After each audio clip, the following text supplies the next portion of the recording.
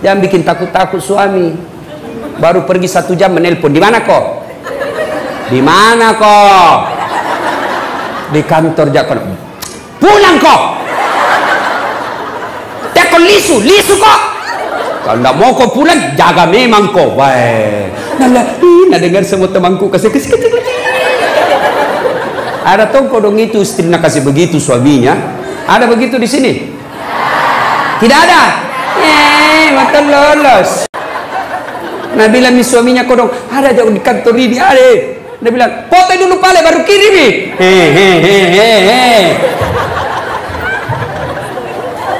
Woi Pak, ada ki begitu di sini? Takut sama istri tak? Hah? Ada? Woi Pak Desa, takut ki sama istri tak? Berhenti jadi laki-laki. Apa mau takut sama istri? Nah kita lamar nih, dibikinkan rumah, dibelikan mobil, semua cicilannya kita bayar nih. Baru mau kita takut sama dia? Bagaimana ceritanya? Marah Ustaz. Nah banting itu pintu, banting tongi pintumu. Nah pecahkangi piring Ustaz, pecahkangi satu lusin. Piring bisa dibeli, tapi harga diri tidak boleh diinjak-injak. Allahu Akbar.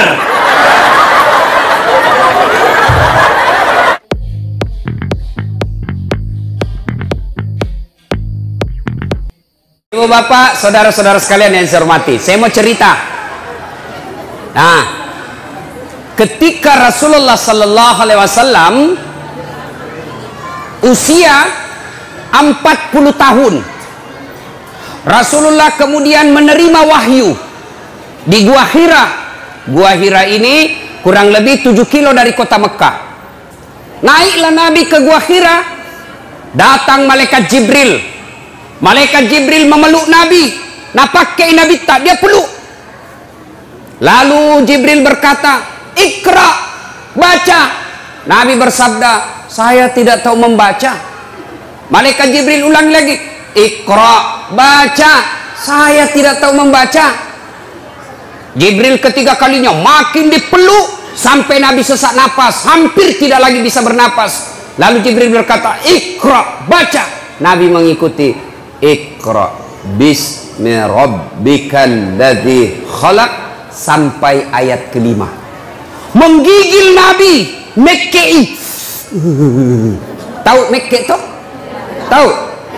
Itu bahasa Perancisnya dingin. Oh, pulang Nabi, ketuk pintunya. Assalamualaikum warahmatullahi wabarakatuh. Istriku sayang. Dia buka pintu. Wih, abangku sayang. Nah ini istri yang baik. Pulang suami bukakan pintu, cipikan. Suami tak ji? Pernah dikasih gitu suami tak ibu? Pernah jadi. Kalau perlu kasih itu bekas gincu. Tempel ibu. Tahu ndak sedekahnya ibu-ibu kepada suami? Sedekahnya suami kepada ibu tiap hari. Bapak-bapak ini yang di luar, tahu ndak sedekahnya suami kepada istri setiap mau keluar? Apa sedekahnya? Nabi setiap mau keluar, dia cium jidatnya istrinya.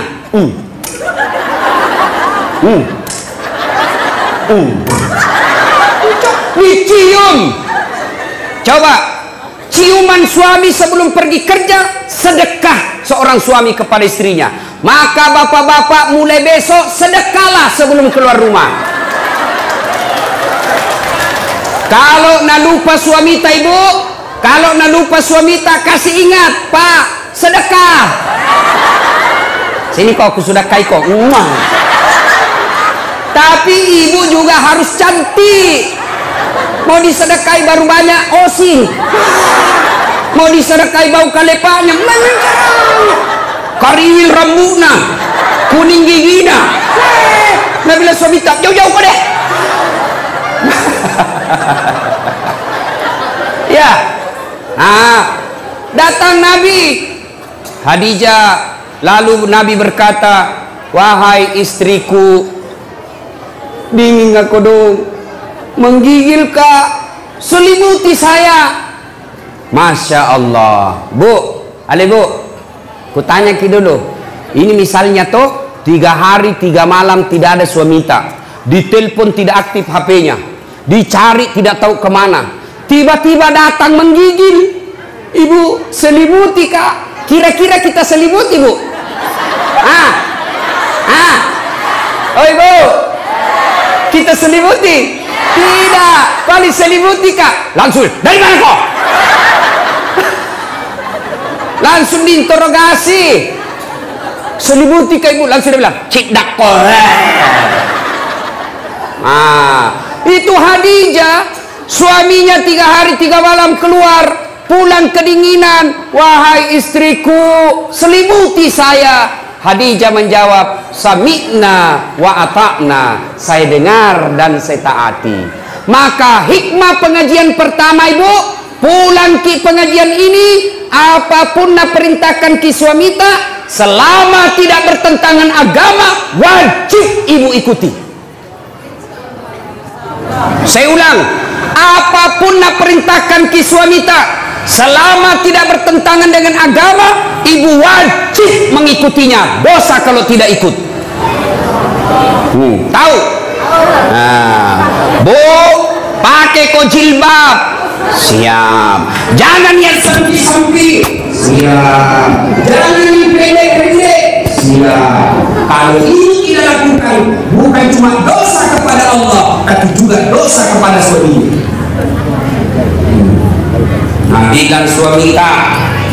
Nabilan suamita, ibu, jangan kau terlalu tebal gencummu, jangan kau cukur alismu, jangan terlalu banyak make upmu. Saya tidak suka, tapi ibu tetap lakukan, maka ibu sepanjang jalan laknat Allah buat ibu. Ngerti?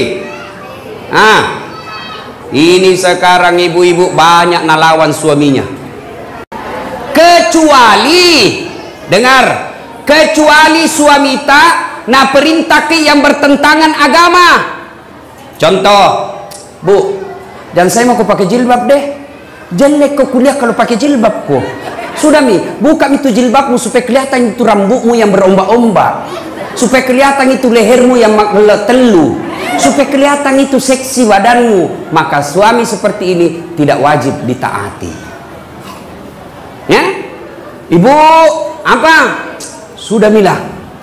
Piko dulu belikan anu domeng. Mau kak berjudi, maka perintah seperti ini tidak wajib diikuti. Tapi selama perintah itu menaati perintah Allah, tidak bertentangan dengan perintah Allah dan Rasulnya, maka ibu berdosa ketika tidak mengikutinya. Contoh nabilan suamita, jangan pernah keluar rumah.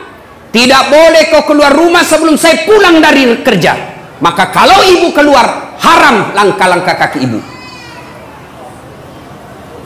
Masya Allah. Nah, ibu-ibu jangan pernah keluar rumah tanpa izin suami. Dengar cerita. Halo ibu. Oh ibu. Bu. Sudah-sudah mi perisa itu dosta. Itu mesen dos-dos kuenya. Nah lihat terus. Pacetong. Bu, ada orang sakaratil maut ibunya, malasa indokna, sakit ibunya, maka datanglah tetangganya memanggil anaknya. Bu, sakit imam mata, pergi ke besui. Apa kata ibu ini? Minta maaf kak, kasihan, mau sekali kak pergi besui, tapi suamiku lagi keluar. Dia pesan saya, jangan tinggalkan rumah sebelum saya pulang. Tidak datang. Sakaratil maut ibunya. Datang lagi tetangganya, ibu datang kilia mama tak kasihan, sakaratil maut bi. Ini yang terakhir kalinya ibu lihat. Apa kata anaknya? Maafkan saya, kasihan, belum datang suamiku. Saya mau sekali ke sana tapi suamiku belum pulang. Saya dilarang keluar oleh suamiku.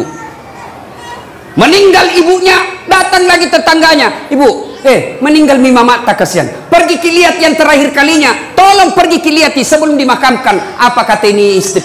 Maafkan saya mau sekali ke sana tapi suamiku belum pulang dari medan perang dan saya dilarang keluar sebelum dia pulang. Dimakamkan. Selesai dimakamkan, tidak datang. Mulai sakit, sakaratil maut, sampai dimakamkan, tidak datang.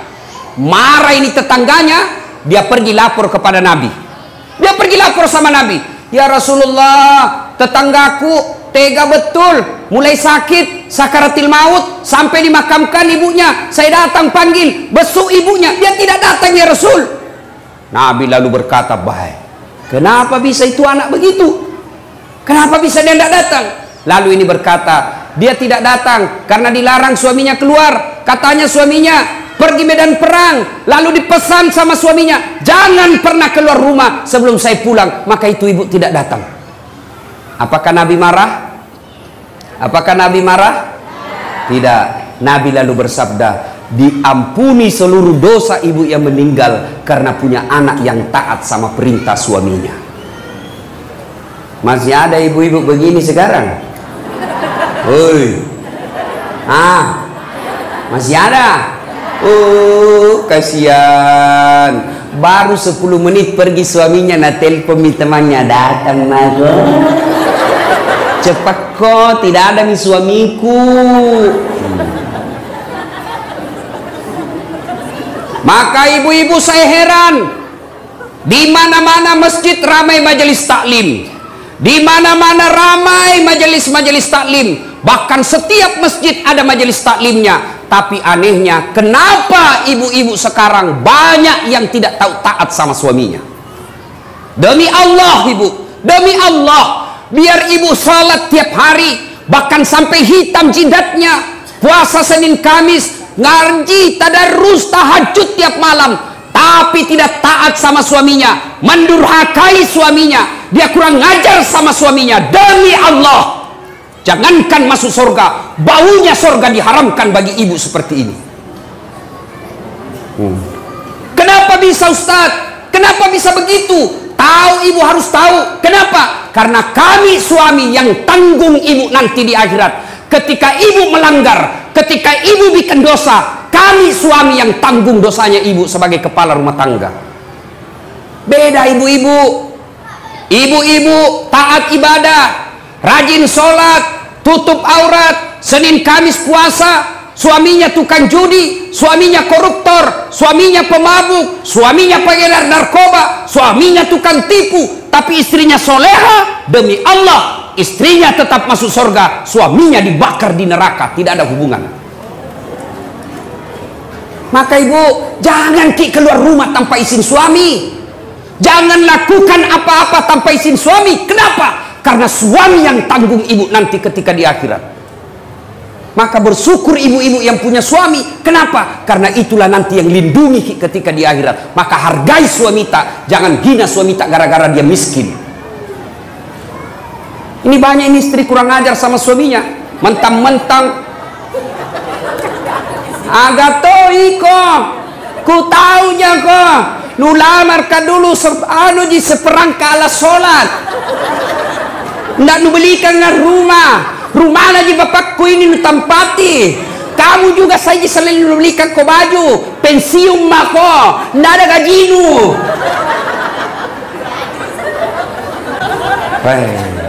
Istri seperti ini bu, nah tunggu ko malaikat na blender ko nanti.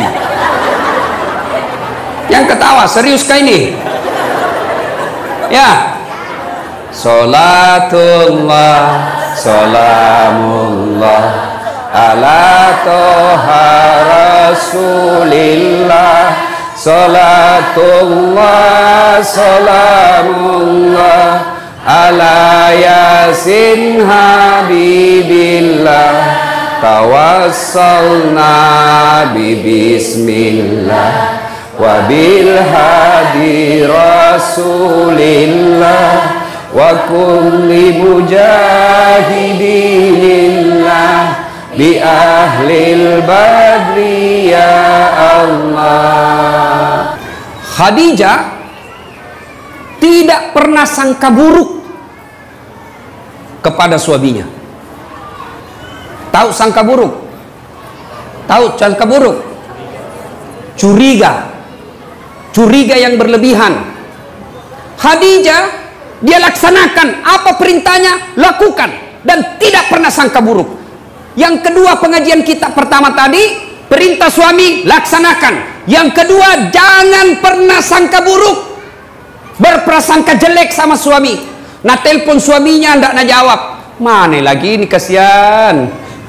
Kenapa ini 3 kali ku telepon ndak jawab-jawab, dari pagi sampai sore ku telepon ndak jawab-jawab, nih mana lagi ini, pasti ketemu lagi tuh tamang mana. Ini sangka buruk. Sangka baik, kenapa dia tidak terima teleponnya? Oh ternyata tertinggal HP-nya di pos ronda. Kan dia tukang ojek. Di telepon, tiba-tiba ada teman tak telepon ki, kuliah suamimu bonceng cewek, mesrana lagi, bola balik bonceng cewek. Sangka baik, bagaimana dia tidak bonceng cewek? Kerjanya tukang gojek. Sangka baik. Ibu-ibu, jangkit sangka buruk. Telepon suami tidak ada jawab, oh mungkin lagi buang air besar. Masa mau terima telepon? Sedikit lagi. Tidak bagus. Sangka baik. Nah, masyarakat telepon Bu Camat tidak dijawab, sangka baik. Oh barangkali Bu Camat lagi menghadap sama Pak Wakil. Nggak enak kan terima telepon. Iya Bu, ada Pak Wakil di depan. Kalau saya boleh tunjukkan dulu HP itu, kau nggak hargai saya. Di telepon Pak Wakil tidak dijawab, sangka baik. Oh mungkin lagi rapat dengan anggota DPR. Jangan langsung bilang, dede sekalian sudah dipilih, nah lupa maki. Sangka baik. Ada lagi Ibu Ani datang ke sini, sangka baik. Itu Jina datang itu karena mau dipilih, sangka baik. Sangka baik, jangan pernah sangka buruk. Jelas. Tidak ada itu baiknya sangka buruk. Contoh, ada ibu-ibu 7 tahun menikah tidak ada anaknya. 7 tahun. Tiba-tiba di tahun ke-8 dia pergi periksa ahli kandungan. Cek.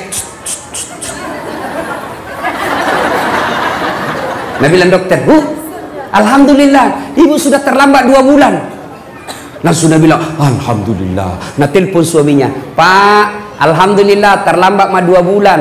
Nah bilang suaminya, alhamdulillah. Yang kau dulu cerita-cerita sayang, nanti tidak jadi, malu ki lagi tuh.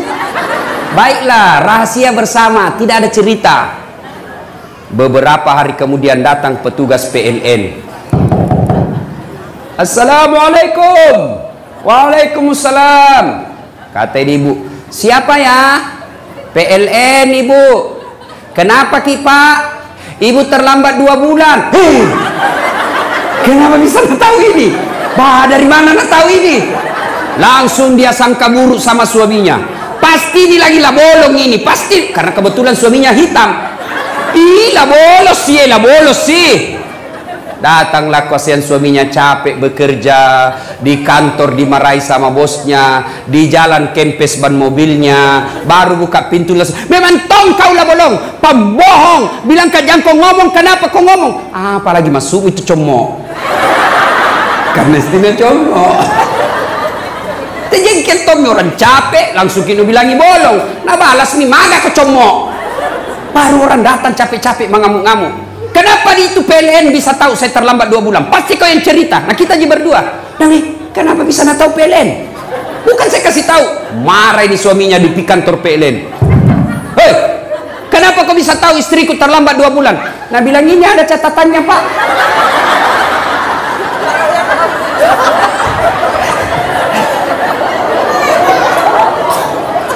Nah bilang hapus itu. Ada apa cacat-cacat?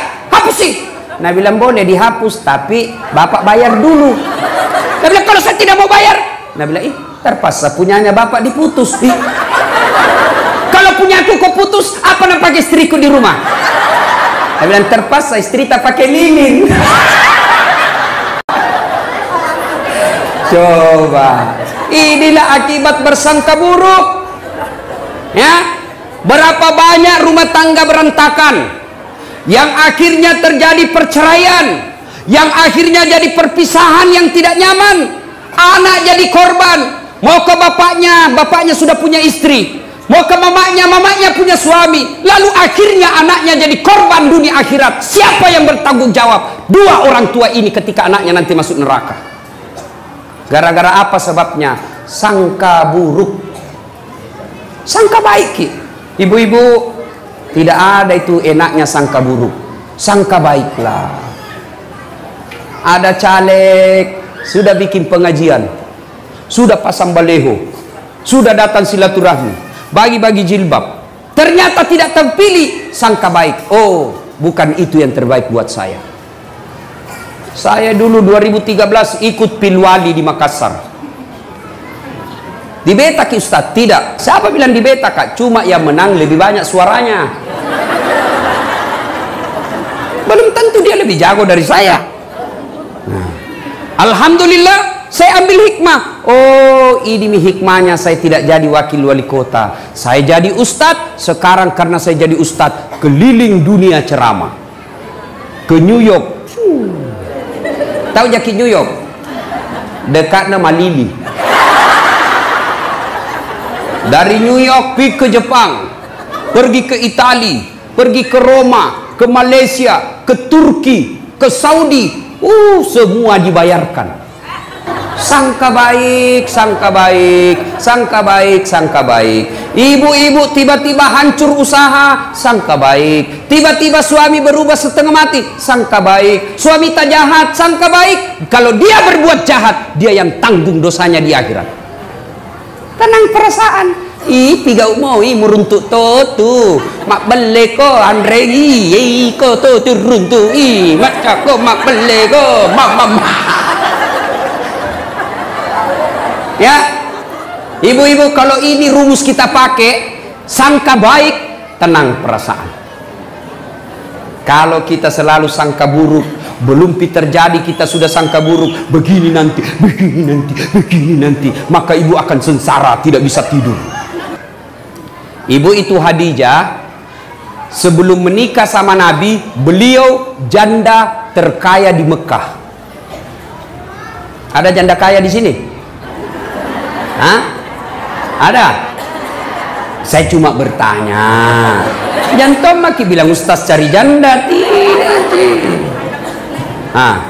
Kaya. Ketika beliau sakaratil maut. Tahu sakaratil maut? Tahu ibu? Nah ini muka-muka sakaratil maut semua ini. Masya Allah. Masya Allah. Habis hartanya Khadijah untuk bantu dakwanya Nabi, tapi minta serban, malu sama suaminya, malu. Kira-kira ada istri di sini malu minta sama suaminya? Ada? Ada? Ada? Jangankan minta, nah curi. Sudah dah simpan baik-baik suaminya, nah dapat semua. Ini banyak sekarang perempuan pintar cari duit, sudah disembunyi masih nah dapat. Ada lawannya kasihan honor, pegawai honor, gaji kan semua langsung ke istrinya. Tiba-tiba dikasih uang sama Pak Wakil Bupati. Ibu Nur Aini bilang, ibu Anik bilang, ini dari Pak Wakil, ya, pegawai honor kasihan. Gembira. Nah bilang ini rezekiku, karena bukan gajiku, bukan uang istriku. Nah simpanlah ituannya, nah lipat-lipat, baru nah kasih masuk kantong plastik, baru naik kak benang. Tuh, mau nah simpan di bawah tempat tidur. Nah dapat inilah comok. Akhirnya apa? Di bawah karpetnya tempat tidur nah simpan. Istrinya kasih bersih kamar, sapu. Ada kompe-kompe diikat benang, nah buka, uang. Langsung berteriak sama suaminya, Pak, uang apa ini? Yang mana? Ini yang di bawah karpet. Nah bilang suaminya, uang sial. Maksudnya apa? Batin aku sembunyi, udah apa Ji? Bisa main ini. Pas sapak duit. Nak parisa mana kantor lelakin. Bu, dia ketahui bu, saya serius ini. Bu, kalau ambil uang di dompet, kalau ambil uang di kantong, sampaikan kepada suami. Meskipun dia ibu sudah di kantong, ini kan tidak bisa mengambil kalau di kantong tapi di dalam kantong pipir kasih tahu. Kenapa? Nanti kasihan dia kira ada uangnya di dompet, sampai di warung kopi, sampai di pompa bensin, sampai uang makan, nah perisa. Mati nih bro, malu maki ini. Lah como sih, perbuatannya sih lah como ibu.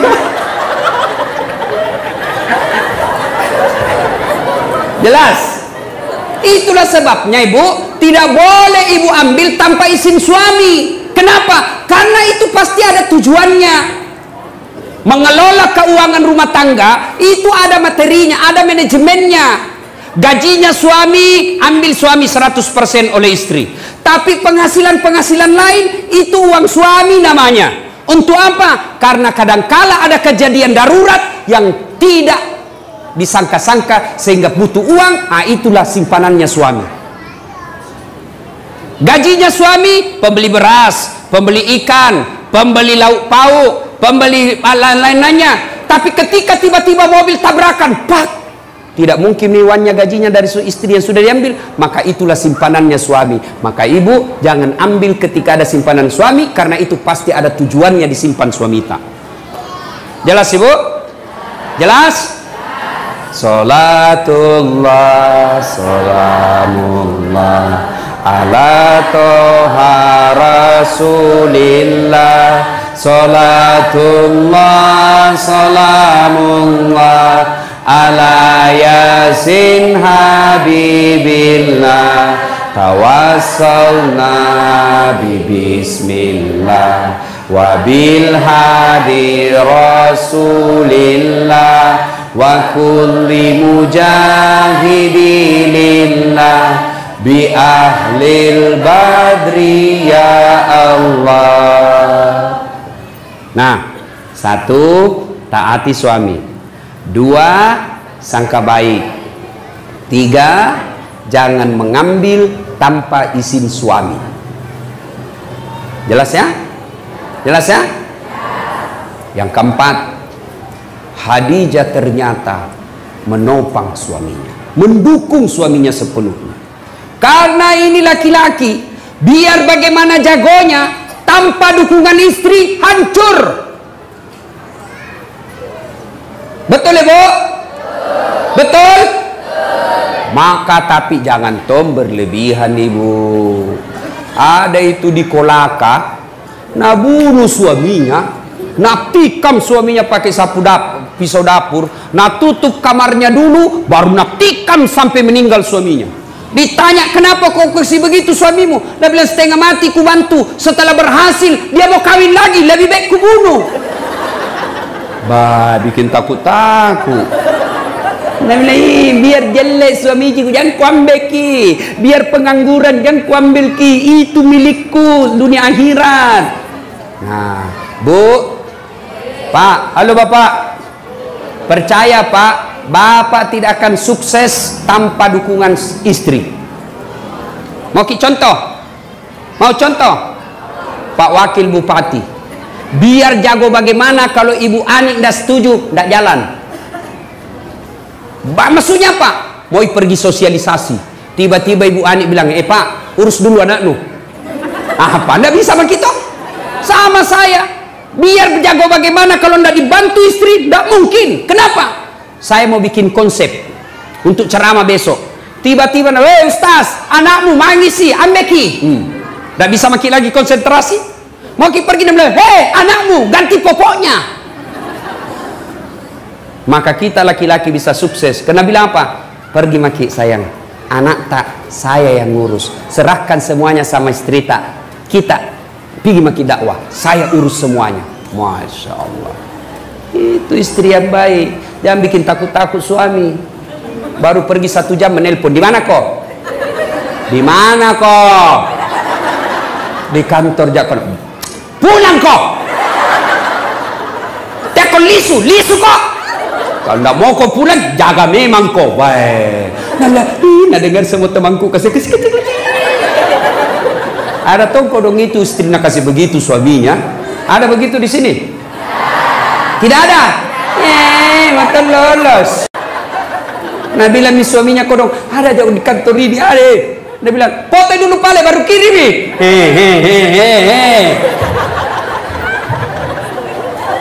Woi pak, ada kayak begitu di sini? Takut sama istri tak? Nah, ada. Pak Desa, takut kisah istri tak? Berhenti jadi laki-laki. Apa mau takut sama istri? Nah kita lamar nih, dibikinkan rumah, dibelikan mobil, semua cicilannya kita bayar nih. Baru mau kita takut sama dia? Bagaimana ceritanya? Marah Ustaz. Nah banting itu pintu, banting tongi pintumu. Nah pecahkangi piring Ustaz, pecahkangi satu lusin. Piring bisa dibeli, tapi harga diri tidak boleh diinjak-injak. Allahu Akbar.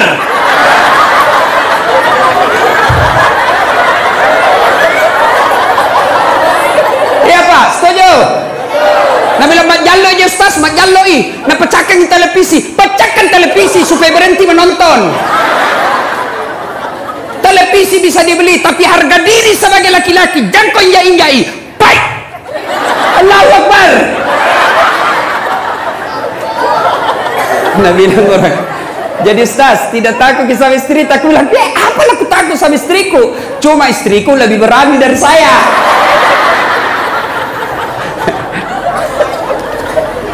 Jadi, Bu, yang ke-5, Allah sudah menyediakan istana dalam surga buat Khadijah.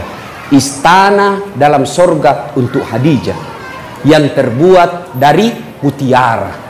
Surga ada lagi istananya. Masuk dalam surga saja sudah luar biasa. Ini sudah dalam surga dibuatkan istana khusus untuk Khadijah yang terbuat dari mutiara, tidak terbuat dari emas, tidak terbuat dari jamrud, tidak terbuat dari berlian, terbuat dari mutiara. Kenapa mutiara? Karena Khadijah punya sifat seperti mutiara. Tahu sifat mutiara Ibu? Tahu mutiara Ibu? Tahu mutiara? Nah, itu mutiara hidup di dasar laut. Apa yang masuk dalam perutnya? Perut mutiara itu kan daging lembut. Apa yang masuk ke dalam perutnya? Kerikil-kerikil, pasir-pasir masuk ke dalam perutnya. Bayangkan kalau pasir ketemu kulit-kulit mutiara, lalu dia bungkus, dia tutup cangkangnya, dia olah itu pasir yang sakit, yang padis, yang mengerikan, tapi mutiara dia tutup rapat-rapat cangkangnya. Beberapa saat kemudian keluar yang pasir dan kerikil tadi menjadi mutiara, perhiasan yang semua orang menginginkannya. Apa artinya? Khadijah setiap ada masalahnya, setiap ada masalah rumah tangganya, masalah dalam hidupnya, tidak pernah dia ceritakan. Dia tutup rapat-rapat cangkangnya. Dia tidak pernah cerita ke orang lain, tapi dia cerita hanya kepada Allah Subhanahu wa Ta'ala. Maka pengajian kita yang kelima adalah, Bu, ada masalah, jangan cerita ke tetangga, jangan cerita ke keluarga, lebih baik cerita kepada Allah. Bagaimana caranya? Tunaikan sholat, tingkatkan kesabaran. Sayang seribu sayang, ibu-ibu sekarang ada masalahnya pergi tetangga. Suamiku itu deh jeleknya, pelit, maseke, sudah kalau tidur ngorok, ini makin tua makin bau kali paknya. Enggak aku tahu itu suami. Masa suami tak kasih jelek-jelek begitu sama tetangga? Coba, itu suamiku pelit sekali, nak pegang uangnya, nak kasih sama sekali. Kalau datang tidak pernah tong senyum-senyum. Masa rahasia rumah tangga kita ceritakan? Maka istri seperti ini tidak akan mendapat kasih sayang dari Allah Subhanahu wa Ta'ala. Jangan heran kalau ibu selalu cerita kejelekan orang, ibu cerita kejelekan rumah tangga, dia umbar semua aib rumah tangga, maka hidupnya, hatinya tidak akan pernah dapat ketentraman. Kenapa? Karena Allah jauh menjauhkan dia dari rahmatnya. Kau suka cerita kejelekan-kejelekan rumah tanggamu, maka Allah tidak akan senang kepada kamu. Allah tidak senang kepadamu, maka jangan heran hidupmu tidak bisa tenang hatinya. Jelas? Maka kalau ada masalah, ibu ambil wudhu, ambil sajadah, ambil kudung, ngadu kepada Allah dalam solat, namanya solat hajat. Minta maki kepada Allah. Ya Allah, saya tidak sangka suamiku begini, saya tidak senang suamiku begini ya Allah, tapi inilah jodohku ya Allah. Engkau yang menentukan jodohku. Saya tidak senang laki-laki seperti ini, tapi Engkau berikan saya seperti ini, maka berikan saya kesabaran ya Allah. Kuatkan hatiku, tingkatkan kesabaranku ya Allah, agar ini bisa kulalui secepatnya. Ini tidak ada masalahnya, ambil Facebook, update status. Tidak kusangka kau begitu. andai ku tahu kau begitu, saya tidak terima lamaranmu. Pret. Dia kan banyak begini. Apalagi, coba ku tahu begini, tidak mau kawin sama kau, apalagi tidak mau naduami anakmu. Jelas? Ibu-ibu, ada di sini rumah tangga tidak ada masalahnya? Ada? Ada? Tidak ada orang tidak ada masalahnya. Tidak ada. Contoh, cicilan belum lunas, anak tidak dapat kerja, suami makin kajili-jili, motongi cantik istri, motongi mulus muka, penuh dengan masalah. Maka masalah itu bukan masalah. Masalah kita adalah bagaimana mengatasi masalah. Mengatasi masalah tanpa masalah. Weh, ini warna pegadaian ibu-ibu ini. Bu, ada masalah tak, ngaduki kepada Allah. Dalam cara apa Ustaz? Tingkatkan kesabaran, tunaikan sholat dengan sebaik-baiknya, perbaiki 5 waktu, tambah sholat-sholat sunnah, terutama sholat hajat di malam hari. Allah janji, ud'uni astajib lakum, minta kau kepadaku, pasti saya kabulkan. Itu janji Allah.